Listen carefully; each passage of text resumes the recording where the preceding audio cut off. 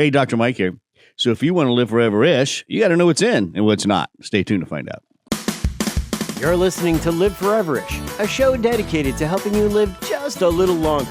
Here's your hosts, Dr. Mike and Dr. Crystal Gossard.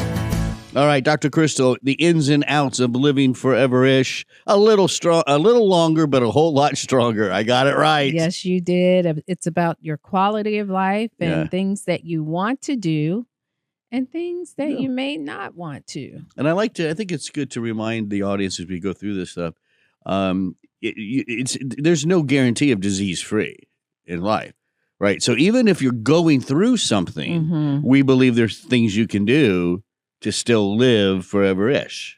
Absolutely. Yeah. And that takes us to our first one. Oh, let's take a look. CoQ10. And number one, CoQ10 and muscle symptoms. Right. Okay. Related to medications that you're on to manage your cholesterol. Right. Very common. You take the statins. How many people are on statins nowadays? You don't even know. Well, because they work. They do. Absolutely. But you're talking about is a lot.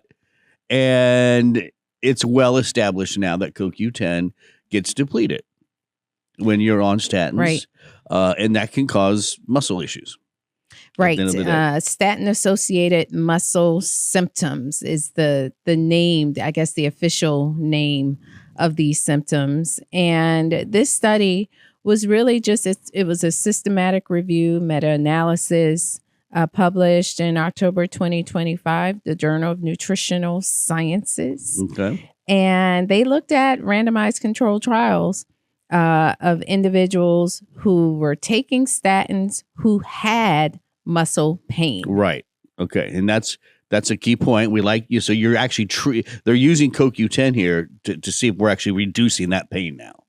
Correct. And so they use doses ranging from 100 to 600 milligrams a day of the CoQ10 for 30 to 90 days. I mean, those are good doses, 100 to 200 is kind of where I think most people probably fall. Well, I think they didn't classify here or state specifically the form of CoQ10. Oh, yeah. And so you do sometimes take a little higher doses of ubiquinone and sometimes a little lower of ubiquinol. And so maybe that explains the variation in dosing. Right. And so the results overall, there was a significant reduction with what are called SAMs. These are pain severity scores, right? Is that what that is? The SAMs, no, that's short for the statin-associated muscle symptoms. So significant reduction in that pain. Right. Right. And that's measured as, pain intensity. And that was after the CoQ10 supplementation. Right. So there you go. I mean, I most doctors should know they need to at least suggest some CoQ10.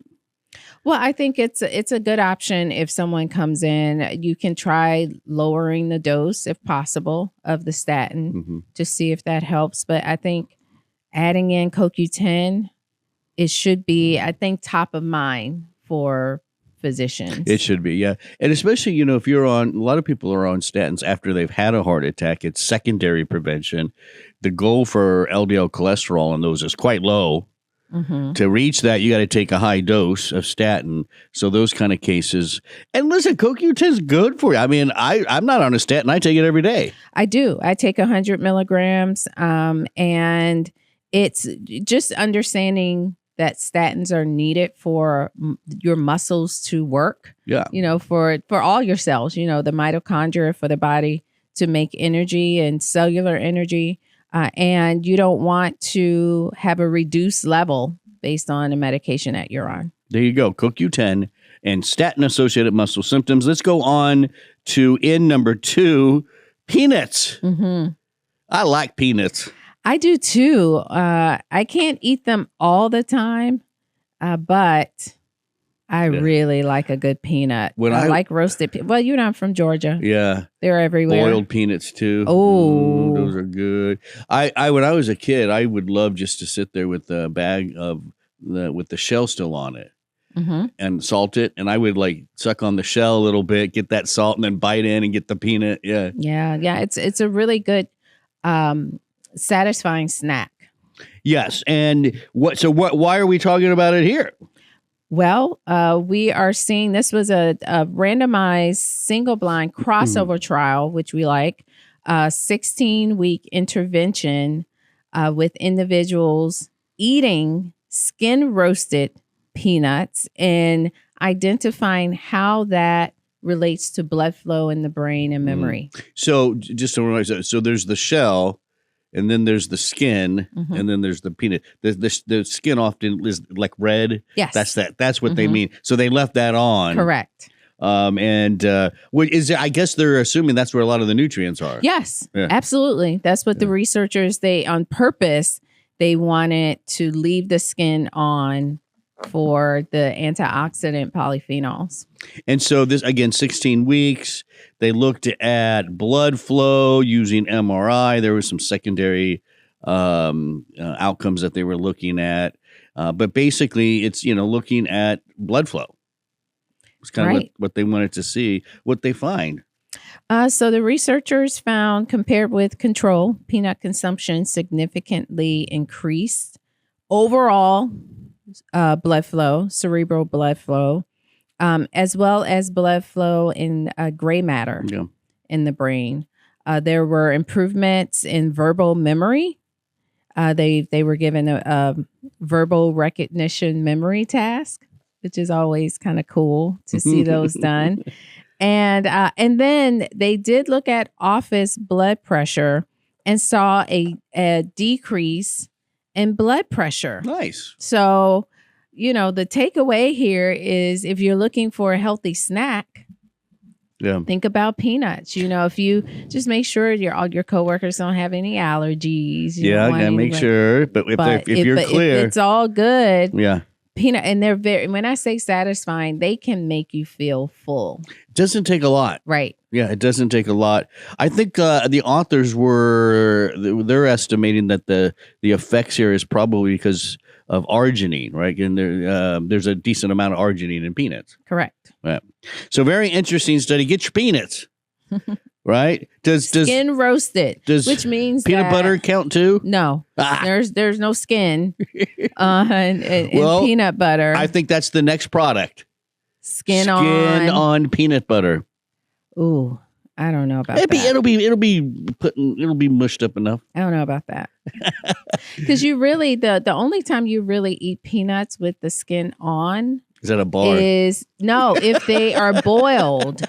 At the bar, you have the skin, but you take it out of the shell and usually kind of do this to get the skin off the peanuts. I eat the whole thing.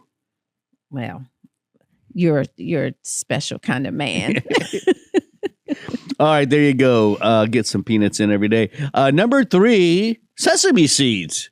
I like that we are focusing on food here. Well, I added the sesame seeds because we highlighted this in our sponsor highlighted this in the Life Extension magazine. They do like a little food spotlight in the magazine, and they discuss sesame seeds. And I was just thinking about sesame seeds because remember we were talking about hummus and different types of hummus. Has more of the tahini, which is the sesame paste. Yeah. And I said, let's talk about sesame seeds. I remember back in the day where most of your hamburger buns had the sesame seeds. Yeah, you don't see that too often anymore. But no. And what happened? And people were always concerned, am I going to fail my drug test? I know. That's right. Remember? I did. Maybe that's where it all disappeared.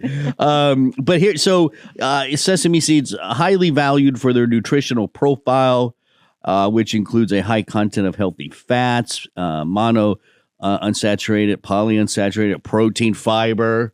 Yes. For example, 1 tablespoon gives you about 1 to 1.2 grams of fiber. That's pretty good. But listen to this, 10 to 15% of your daily value for magnesium. Well, see, that's a good source. 1 tablespoon. That's not, wow. So you think about it, you're not getting 1 tablespoon on top of a burger. But if you add that sesame to like a lot of Asian dishes, you see salads the sesame on top of salads, on top of pasta. I cooked something recently, and sesame seeds I have part some of that recipe sit in my counter. I will often use salads. You do? Oh yeah. Huh? Yeah. I love sesame seeds. They're really great. Yeah. So I guess they looked at some specific things, right? There's some information on lipids, blood pressure, and arthritis. Yeah, these are just some high-level health benefits that we've seen in research related to sesame seed interventions, from as high as 2 months studies, 4-week studies. We're seeing improvements in blood pressure, about 6% drop in systolic blood pressure. That's nice. Yeah. That's with black sesame seed. I don't know if you do that, but then there's also sesame seed powder. That's an option as well. And so the point here is you think about eating a variety of foods, right? And I don't think sesame seeds are often top of mind for people. Yeah, probably not. Most people probably don't have some in their. Oh, I love sesame oil though. Yeah, one of my favorites. A couple drops, you're fine. But it's so good. I love the way it smells. With veggies, broccoli, bok choy. All of that. Ooh. You can make some really just good Japanese and just Asian style, like Thai style dips and stuff. Oh, with the sesame using oil. Sesame oil, fish oil, all that good stuff. We're getting hungry. So I liked it. The information on arthritis is pretty impressive. That's pretty good. It showed, what was it? Those taking the sesame seed, 50 people, knee arthritis. Half of them consumed the sesame seed powder per day. And that group right there experienced a 63% decrease in knee pain. Right. And so the thing about that study, Dr. Mike, is they added the sesame seed powder to the standard medication. So they were on They were on the medication, and they compared having the medication with added sesame, 63% decrease in knee pain, medication only, 22%. Yeah. I love that. Yeah. It's showing you the power of that's integrative medicine. Yes. Combining food, nutrients with some medications here and there. It's not a bad way to go. That's the way to go in my book. Yeah. All right. So then so those are the 3 N's for living foreverish. We now need to talk about the out. Artificial light at night. Yes. Bad stuff. It is. And what I like about this paper, so just to give, I guess, an overview of the paper, this was published in Journal of the American Medical Association Network Open Access. So you can access this paper, but it was a commentary on a study. And the commentary, one thing that the commentary person, the person who wrote the commentary, wanted to highlight is a lot of times when you see research with artificial light at night, they are using satellite data from space to identify areas in the world, or if we say in the United States, where there's more light pollution. So you can see that from space. Yeah, you can see the big cities. Right. Yeah. And so then they take that information and then start looking at the health of the individuals in those populations where there's more light.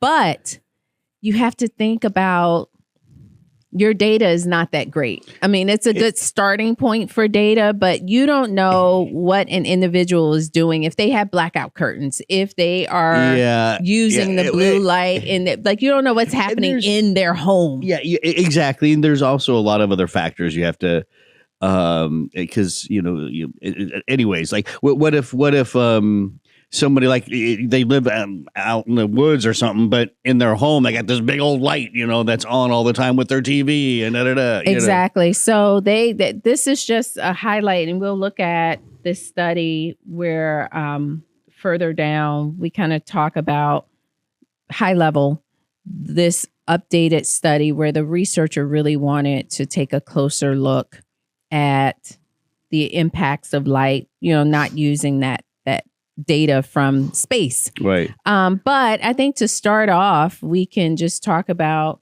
really 5 ways that light can disrupt your health and your sleep. Right. So the first one is it impacts melatonin. That's it.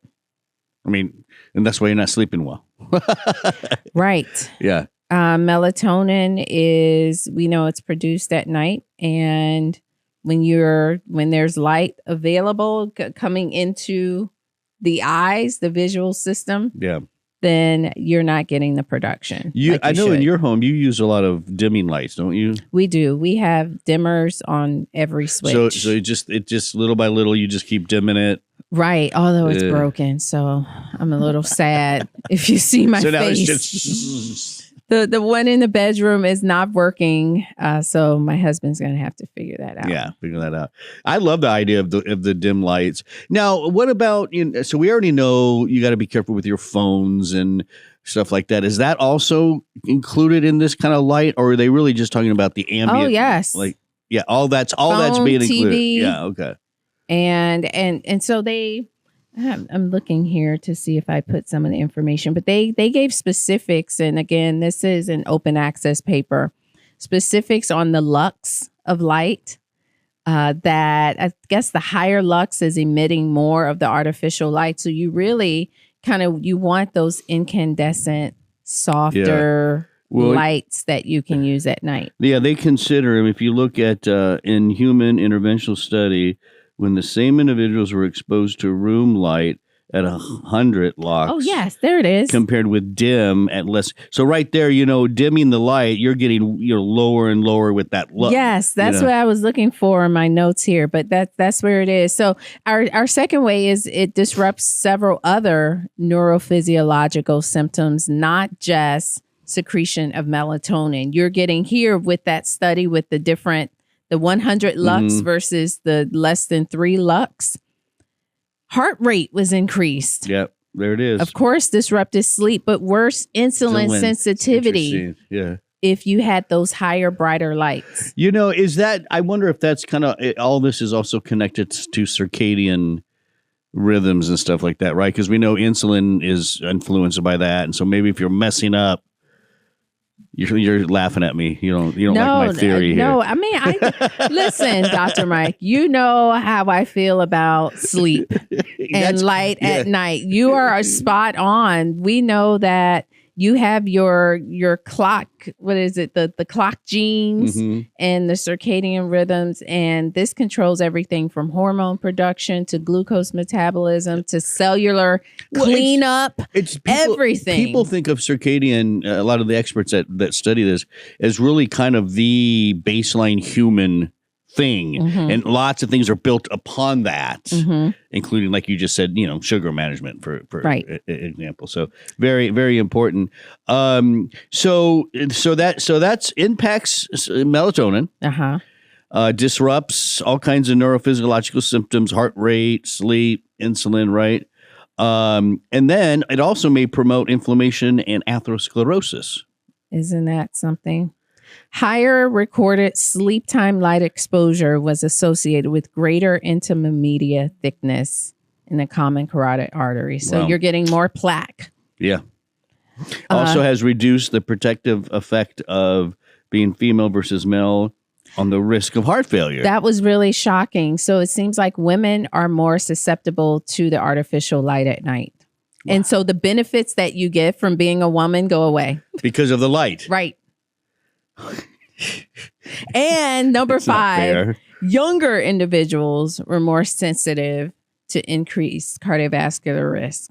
So if you're young and you're a woman, it's even more of a problem. That's very interesting. Anyway, yeah, I thought so. I thought so too. So I guess the moral, if we're talking about living foreverish and we don't want this artificial light at night, get dimmers.